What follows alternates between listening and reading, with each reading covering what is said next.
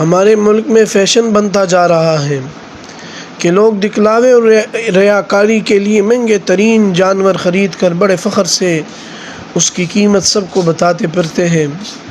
اگر بالفرض اس میں ریاکاری نہ بھی ہو تو یہ کہاں کی عقل مندی ہے کہ آپ 10 لاکھ کی ایک گائے یا 2 لاکھ کا ایک بکرا خریدیں۔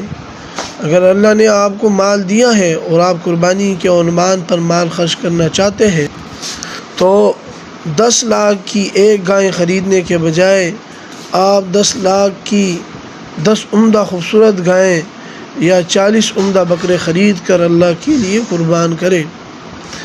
آپ خود سوچئے کتنی بڑی قربانی ہوگی اور کتنے مستحقین تک گوشت اور جانور کی کھال پہنچے گی۔